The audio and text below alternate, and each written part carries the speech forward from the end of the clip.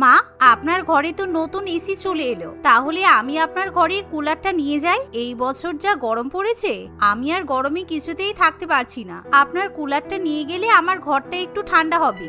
হ্যাঁ ঠিক আছে, তুমি কুলার নিয়ে যেতে পারো, আমার কোনো অসুবিধা নেই। এসি থাকলে আর কুলার লাগবে না। সত্যি তো, তোমার ঘরে একদম ব্যালকনি দিয়ে রোদ আসে, তোমার ঘরটা গরম হওয়াটাই স্বাভাবিক। যাও, তুমি কুলারটা নিয়ে যাও। এমন সময় বিদিশা দেবীর ছোট বৌমা ঝর্ণা সেখানে চলে আসে। আরে, তুমি কুলারটা নিয়ে যাচ্ছ যে? এই কুলারটা তো আমার দরকার, আমার ঘরেও প্রচন্ড গরম লাগে। কুলার ছাড়া আমি আর থাকতে পারবো না। অবশ্য তোমার ভাই তো আবার আমার কথা না ভেবে মায়ের গরমের কথা ভেবে মাকে এসি কিনে দিল, তাই কুলারটা আমারই প্রাপ্য। এই একদম না, আমার এই কুলারটা বেশি দরকার। তোমার ঘর তো এমনিই ঠান্ডা, মায়ের ঘরের দামি ইনডোর গাছপালা নিয়ে গিয়ে তুমি নিজের ঘরে লাগিয়ে রেখেছো। আমি মাকে অনেক টাকা দিয়ে ওই দামি গাছগুলো এনে দিয়েছিলাম, তাই এই কুলারটা এবার আমি নিয়ে যাব। এভাবেই শাশুড়ি মায়ের ঘরের কুলার নিয়ে শ্রেয়া এবং ঝর্ণার মধ্যে ভীষণই ঝগড়া লেগে যায়, যা দেখে বিদিশা দেবী বড্ড বিপদে পড়ে, কারণ সে মোটেই বৌমাদের মধ্যে ঝগড়া দেখতে চায় না। আসলে শ্রেয়া এবং ঝর্ণা কিছু না কিছু বিষয় নিয়ে সবসময় ঝগড়াঝাটি করতেই ব্যস্ত থাকতো। শ্রেয়া একটা কোনো ছোটখাটো জিনিস নিলেই ঝর্ণা কিছুতেই নিজের ভাগ ছাড়তে চাইতো না। শ্বশুরবাড়ির প্রত্যেকটা জিনিস নিয়েই দুই বৌমা সবসময় নিজেদের মধ্যে ভাগাভাগি করত। এই তোমরা থামো তো, শুধু সারাদিন ঝগড়া আর ঝগড়া। এই কুলারটা বড় বৌমা তুমি নিয়ে যাও, ছোট বৌমাকে না হয় আমি পরে একটা কুলার কিনে দেব। এমনিতেও আমার ঘরের কুলারটা মাত্র 1 বছর হয়েছে, খুব বেশি পুরানো হয়নি। তোমরা এরকম ছোটখাটো বিষয় নিয়ে ঝামেলা করা বন্ধ করো। বিদিশা দেবীর কথা শুনে ঝর্ণা খুবই খুশি হয়। শ্রেয়াও তার শাশুড়ি মায়ের মুখের উপর কিছু বলতে পারে না। এমনই একদিন, দেখো ঝর্ণা, আমি তো সকাল আর রাত্রের খাবারটা রান্না করছি, তুমি অন্তত দুপুরে রান্না আর বিকেলের স্ন্যাক্সটা বানাতে পারো। এই গরমের মধ্যে রান্না বান্না করা ভীষণই কষ্টকর, সেটা নিশ্চয়ই তোমাকে দ্বিতীয়বার বলতে লাগবে না।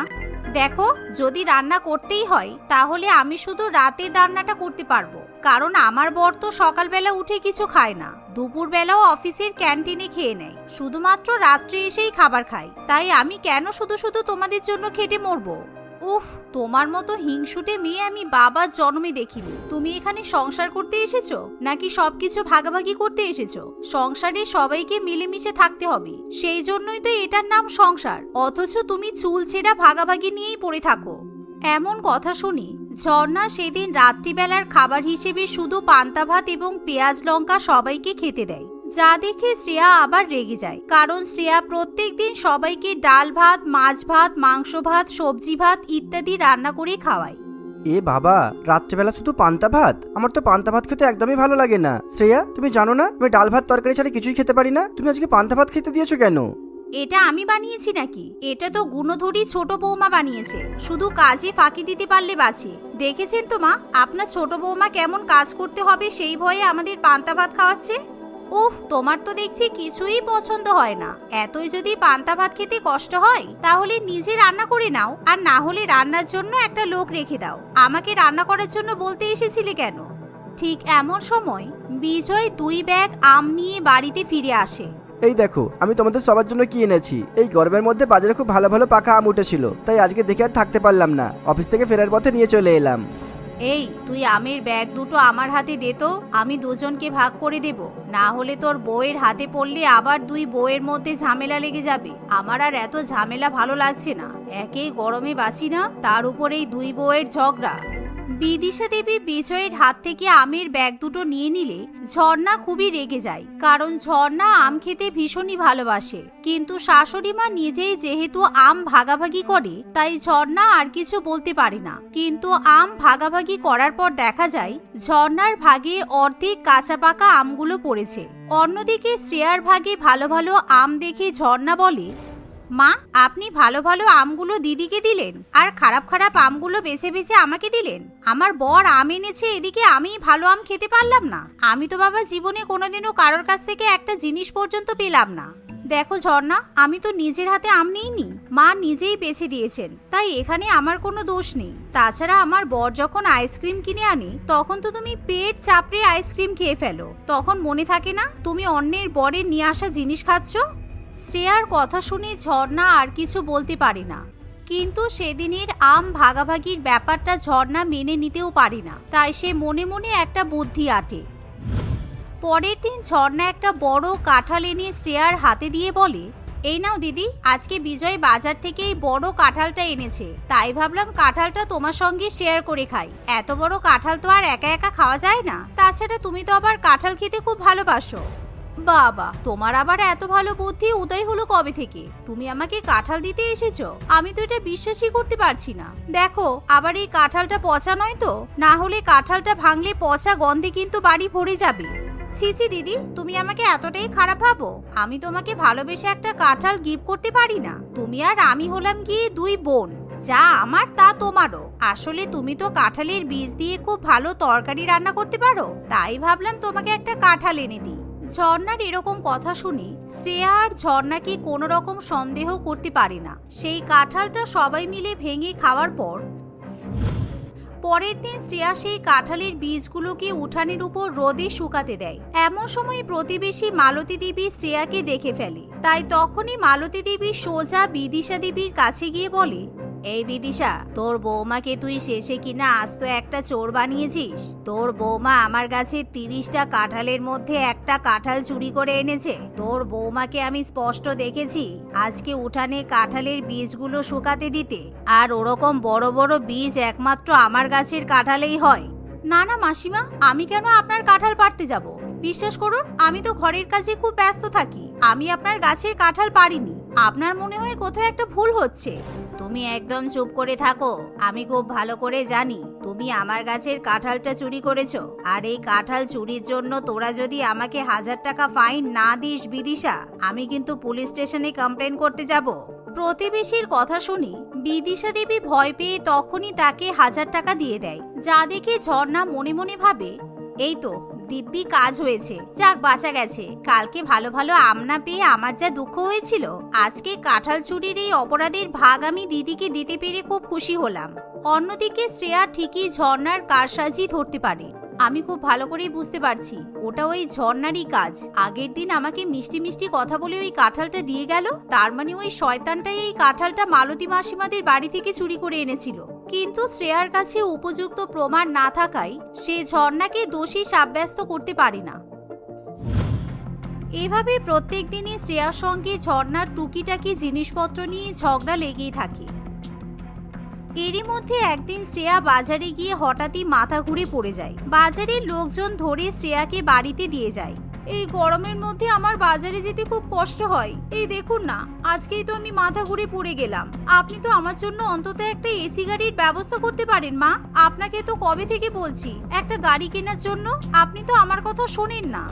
হ্যাঁ সত্যি বৌমা, এই গরমের মধ্যে তুমি মুদিখানার জিনিসপত্র, কাঁচা সবজি, মাছ মাংস সবই বাজার করে নিয়ে আসো। তোমার তো গরম লাগাটা স্বাভাবিক। ঠিক আছে, আমি আজকেই তোমার জন্য একটা গাড়ি কেনার ব্যবস্থা করছি। শাশুড়ি মায়ের কথা শুনে ঝর্ণা ভীষণই হিংসা করতে শুরু করে। সে কিছুতেই ব্যাপারটা মেনে নিতে পারে না। তুমি এমন করছো যেন অন্য লোকেরা আর বাজারে যায় না। সবাই তো এই গরমের মধ্যে কষ্ট করেই বাজার করছে, তাহলে তোমার এসি গাড়ির কি দরকার? অবশ্য আমার মনে হয় দিদির শরীরটা খুবই খারাপ, তাই হয়তো বাজারে গিয়ে মাথা ঘুরে পড়ে গেছে। কোনো ব্যাপার নয়, আপনি এসি গাড়ি কিনে দিন, আমি ওই গাড়ি করে আপনার জন্য বাজার করে এনে দেব। বাবা, জীবনে তো কোনোদিন বাড়ির বাইরে পা রাখলে না, তুমি আবার কিনা গাড়ি করে মাকে বাজার করে এনে দেবে? তাহলে একটা কাজ করো, আমি তো আজকে বাজার করতেই পারলাম না, তুমি না হয় বাজারটা করে নিয়ে এসো। একদমই নয়, আমি বলেছি আমি শুধুমাত্র এই এসি গাড়ি করেই বাজার করতে যাব। আমি কেন পায়ে হেঁটে রোদের মধ্যে বাজার করব?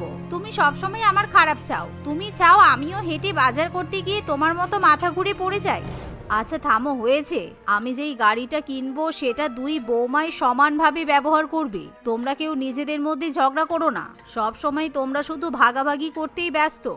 শাশুড়ি মায়ের কথা শুনে ঝর্ণা আর কিছু বলে না, কিন্তু গাড়িটা কেনার পর প্রথম দিনই সুমন এবং শ্রেয়া সেই গাড়ি নিয়ে কোথাও থেকে যেন ঘুরে আসে, যা দেখে ঝর্ণার বেশ হিংসা হয়।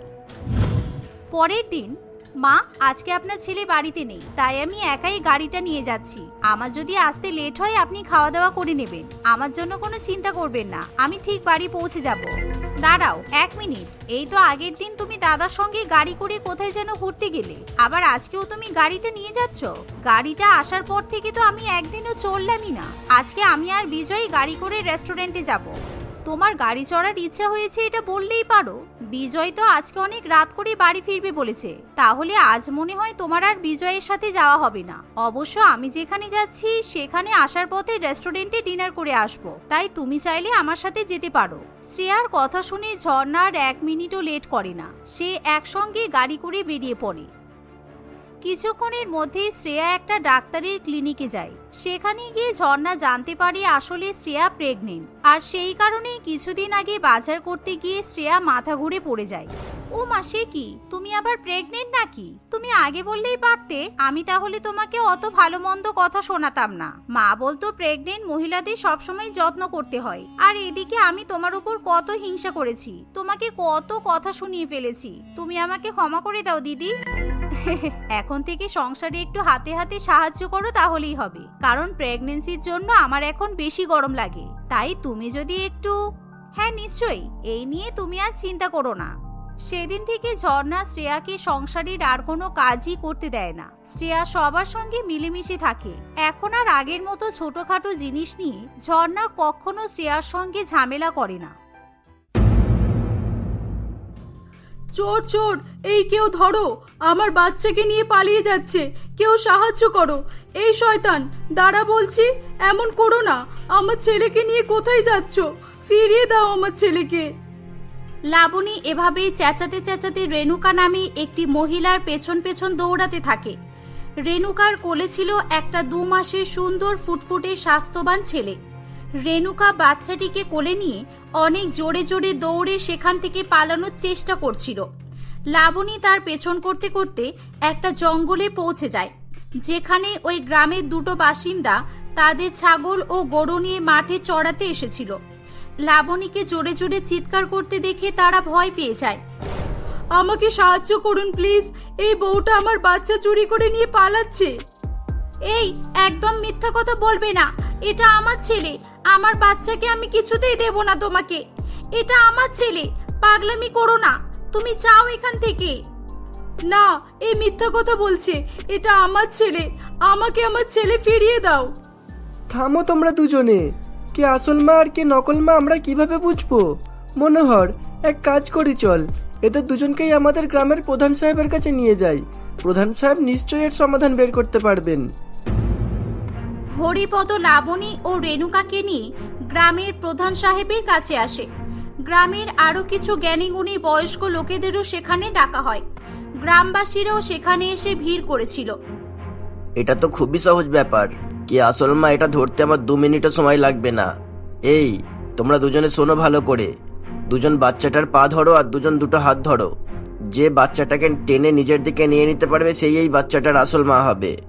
গ্রামের সকলেই আগ্রহের সঙ্গে লাবণী ও রেণুকার দিকে তাকিয়ে থাকে, কিন্তু তাদের দুজনের কেউই বাচ্চাটির হাত পা ধরে টানতে রাজি হয় না।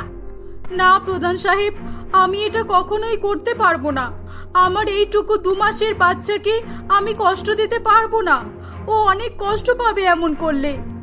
না প্রধান সাহেব, আমি মা হয়ে বাচ্চার কষ্ট সহ্য করতে পারবো না।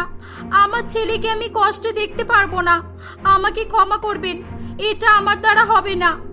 দুজনের মুখে একই কথা শুনে সবাই চমকে ওঠে। প্রধান সাহেব চিন্তায় পড়ে যান। এ বাবা, এটা কি করে হয়? দুজনেরই তো দেখছি বাচ্চাটার প্রতি অনেক মায়া, এ তো বড্ড মুশকিলে পড়লাম আমি। আচ্ছা, এক কাজ করো, তোমাদের দুজনের মধ্যে যে জ্বলন্ত কয়লার উপর থেকে খালি পায়ে ছুটে বিট্টুর কাছে যেতে পারবে সেই হবে আসল মা। হ্যাঁ আমি পারবো প্রধান সাহেব, আমি অবশ্যই পারবো।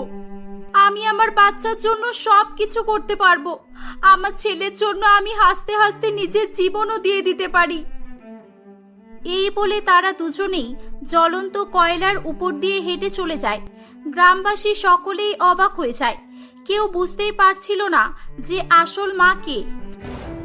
কারণ লাবণী ও রেণুকা দুজনেরই বিট্টুর প্রতি অনেক মায়া ও ভালোবাসা ছিল। কিছুতেই আসল মাকে চিহ্নিত করা সম্ভব হচ্ছিল না। গ্রামের প্রধান সাহেব অন্য কোনো উপায় খুঁজতেই ব্যস্ত ছিল। আমার মনে হচ্ছে এই লাবণী নামের বউটাই বাচ্চাটির আসল মা। না না, আমার তো মনে হচ্ছে এই রেণুকাই বাচ্চাটির আসল মা। কি জানি বাবা, ব্যাপারটা বড্ড গোলমাল করছে। আমার তো মনে হচ্ছে এদের মধ্যে কেউই এই বাচ্চাটার আসল মা নয়, দুজনই নাটক করছে।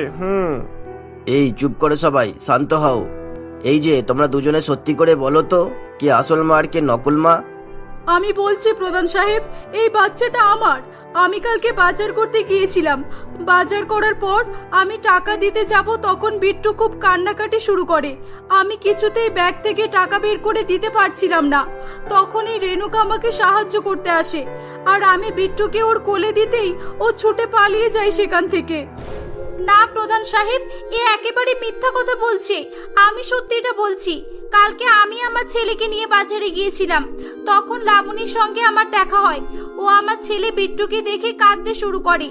আমি ওকে কান্নার কারণ জিজ্ঞাসা করলে আমাকেও জানায় যে ওর ছেলে নিউমোনিয়া রোগে আক্রান্ত হয়ে মারা গেছে, আর ওর ছেলে বিট্টুর মতোই দেখতে ছিল। তারপর হঠাৎ করে চিৎকার করে কাঁদতে কাঁদতে ও আমার কোল থেকে বিট্টুকে ছিনিয়ে নেওয়ার চেষ্টা করে। আমি আমার ছেলেকে এর হাত থেকে বাঁচাতেই পালিয়ে বেড়াচ্ছি। আমি কিছুতেই আমার ছেলেকে এর হাতে দেব না। ছি রেণুকা, ছি! এত মিথ্যা কথা তুমি বলতে পারলে কি করে? তোমার একটুও লজ্জা করছে না? ছি! আমি মিথ্যা কথা বলবো কেন? আমার ছেলের জন্য আমার প্রাণটা কেঁদে উঠছে। আমাকে আমার বাচ্চা ফিরিয়ে দাও, না হলে আমি ওকে ছাড়া বাঁচতে পারবো না। বিট্টুকে ছাড়া আমার এই পৃথিবীতে কেউ নেই। 1 মাস আগে ওর বাবা মারা গেছে। আমি ওকে আগলে ধরে বাঁচার চেষ্টা করছি। শান্ত হও তোমরা। ব্যাপারটা যতটা সহজ মনে করেছিলাম ততটা সহজ নয়। আমাকে অন্য কিছু ভাবতে হবে। আমার একটু সময় লাগবে, আর ততক্ষণ এই বাচ্চাটা আমার কাছেই থাকবে। প্রধান সাহেব, আমার ছেলেটা অনেকক্ষণ ধরে দুধ খায়নি। ওর খিদে পেয়েছে অনেক। আমি একটু দুধ খাইয়ে দিই তাহলে? এই চুপ কর ঢপবাজ মহিলা, তুই ওর মা নয় যে তুই ওকে দুধ খাওয়াবি। ওকে দেবেন না প্রধান সাহেব, আমার ছেলেকে আমি দুধ খাওয়াবো। আমার কাছে দিন। তাদের দুজনের কথা শুনে ব্যাপারটা আরো জটিল রূপ ধারণ করে। চারিদিকে এক চাঞ্চল্যকর পরিস্থিতির সৃষ্টি হয়। শেষ পর্যন্ত ভিড়ের মধ্যে থেকে গ্রামের এক অনেক বয়স্ক লোক পাঁচকড়িবাবু বেরিয়ে আসে। সবাই সরো, আমি অনেকক্ষণ থেকেই দেখছি সবকিছু। আমার মাথায় একটা আইডিয়া এসেছে। এই বাচ্চাটাকে মাটিতে শুইয়ে দাও দেখি, আর তোমরা দুজনে 2 দিকে বসে পড়ো। বাচ্চাটার যখন খিদে পাবে, ও দুধ খাওয়ার জন্য যার দিকে মুখ ফিরে কাঁদবে, আমরা বুঝবো সেই তার আসল মা। হ্যাঁ, তাই করা হোক দেখি। পাঁচকড়িবাবুর কথা অনুযায়ী বাচ্চাটিকে মাঝখানে রেখে রেণুকা ও লাবণী দুজনকেই 2 দিকে বসিয়ে দেওয়া হয়। গ্রামের সকলেই আগ্রহ এবং মনোযোগের সঙ্গে তাকিয়ে দেখতে থাকে। বাচ্চাটি অনেকক্ষণ ধরে একা একা খেলতে থাকে। সে একবারের জন্য কান্নাকাটি করে না। সে এক মনে খেলা করেই যাচ্ছিল। দেখতে দেখতে 2 ঘন্টা এভাবেই কেটে যায়। হঠাৎ করে বাচ্চাটি হাত পা ছুটতে শুরু করে। বাচ্চাটিকে দেখে মনে হচ্ছিল সে খুব অস্থির হয়ে উঠেছে। তাই দেখে লাবণী উঠে এসে বিট্টুকে কোলে তুলে নিয়ে দুধ খাওয়াতে শুরু করে এবং বাচ্চাটি একদম শান্ত হয়ে যায়। আমার ছেলের খিদে লাগলে ও কখনোই কাঁদে না। ও হাত পা ছুটতে থাকে আর অস্থির হয়ে ওঠে। ওকে অস্থির অবস্থায় দেখলেই আমি বুঝে যাই যে ওর খিদে পেয়েছে। দেখুন, আমার বাচ্চা আমার কোলে কেমন শান্ত হয়ে গেছে। দেখুন, ও আমার দুধ খেয়ে ঘুমিয়েও পড়েছে। লাবণীর কথা শুনে সকলে বুঝে যায় যে লাবণী বিট্টুর আসল মা। সবাই রেণুকার উপর খুব রেগে যায়। এই তুমি বলো এবার, বাচ্চাটিকে নিয়ে চুরি করে পালাচ্ছিলে কেন? কে তুমি? বলো, বাচ্চাটিকে নিয়ে কি করতে তুমি ওর সঙ্গে? কি হলো বলো। বলবে নাকি এখনই তোমাদের গ্রামের মহিলাদের হাতে তুলে দেব? এমন মার খাবে না, মিথ্যা কথা বলা বেরিয়ে যাবে। এই মারো সবাই একে, এমনি এমনি মুখ খুলবে না দেখছি। না না, আমি বলছি আমি আমার বরের সঙ্গে লাবণীদের পাশের গ্রামেই থাকতাম। আমার 5 মাস আগে একটা ছেলে হয়েছিল। আমি আমার বর দুজনেই অনেক খুশি হয়েছিলাম। আমার জীবন আনন্দে ভরে উঠেছিল। একদিন আমার বর কানাই আমার কাছে এসে বলে, শুনছো রেণুকা, 2 মাস হয়ে গেল, ছেলেটাকে এখনো পর্যন্ত কিছু কিনে দিতে পারলাম না আমি। আজকে আমি মালিকের কাছ থেকে অ্যাডভান্স কিছু টাকা এনেছি। এই দেখো 10,000 টাকা। ওরে বাবা, এত টাকা দিয়ে তুমি কি করবে? কি করব মানে? আমার সোনার টুকরো ছেলের জন্য একটা সোনার চেন তৈরি করে দেব, আর চেনটাই ওর নামও লিখে দেব, সোনাই। বাবা, শুধু ছেলের জন্য? আর আমার জন্য কিচ্ছু নয়, তাই তো? ছেলেকে পেয়ে আমাকে ভুলে গেলে? হ্যাঁ, তোমার কাছে সোনাই থাকতে আবারও কি তোমার সোনাদানা চাই? এর চেয়ে দামি উপহার কিছু হতে পারে না। আমার ছেলে একদম আমার মতোই দেখতে হয়েছে, দেখো। আমি থাকি বা না থাকি, ও সবসময় তোমাকে আমার কথা মনে করাবে। চুপ করো, আবার উল্টোপাল্টা কথা বলে। চলো তাহলে, সোনার চেন তৈরি করতে যাই। হ্যাঁ, চলো চলো। আমি আমার বড় ছেলেকে নিয়ে বাড়ি থেকে বেরিয়ে পড়ি। কিছুটা পথ যাওয়ার পর হঠাৎ একটা বড় গাড়ি এসে আমাদের ধাক্কা মারে। অ্যাক্সিডেন্টের ফলে আমার স্বামী আর আমার ছেলে দুজনেই মারা যায়। তাদের হসপিটালে নিয়ে যাওয়ার সুযোগও আমি পাইনি। উপরওয়ালার কৃপায় আমার জীবন বেঁচে যায়। আমি হাতে আর পায়ে চোট পেয়েছিলাম। এভাবেই আমি আমার ছেলে সোনাই আর তার বাবাকে হারিয়ে ফেলি। কিছুদিন অনেক কষ্টে জীবন কাটে আমার। আমার ছেলের জন্য সব সময় আমার প্রাণ কেঁদে উঠত। একদিন আমি লাবণীদের গ্রামে একটা আত্মীয়র সঙ্গে দেখা করতে যাই। বাজারে আমার লাবণীর সঙ্গে দেখা হয়। লাবণী তখন বাজার করছিল। ওর কোলে ওর ছেলে বিট্টু ছিল। আহ, ছেলেটা এত কান্না শুরু করলো কেন আবার? মনে হয় গরম হচ্ছে বলে এমন করছে। দাদা, আপনার কত টাকা হয়েছে? 180 টাকা দাও। আগে 30 টাকা বাকি ছিল, ওটা ধরে 180 টাকা। দাঁড়ান, দিচ্ছি। ছেলেটা এত কাঁদছে, আমি টাকাটা বের করব কিভাবে ব্যাগ থেকে? আমি দাঁড়িয়ে দাঁড়িয়ে সবটাই দেখছিলাম।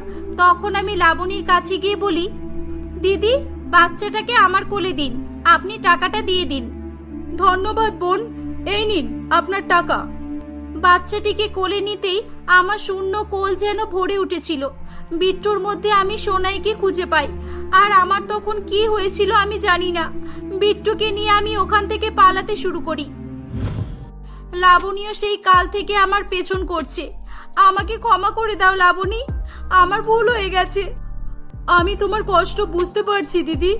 তোমার সন্তানকে হারিয়ে তুমি যেমন কষ্ট পেয়েছো, সেরকমই আমার সন্তানকে তুমি নিয়ে নিলে আমারও ঠিক তেমনই কষ্ট হবে। আজ থেকে আমার বিট্টুর একটা নয়, দুটো মা। হ্যাঁ দিদি, আমি আর তুমি দুজন মিলে বিট্টুকে মানুষ করব। এবার তুমি খুশি তো? হ্যাঁ বোন, আমি খুব খুশি। দাও, বিট্টুকে আমার কোলে দাও। সেদিন থেকে রেণুকা ও লাবণী দুজনে একসঙ্গে বিট্টুকে মানুষ করতে শুরু করে। বিট্টু একই সঙ্গে দুই মায়ের ভালোবাসা পেয়ে বড় হতে থাকে।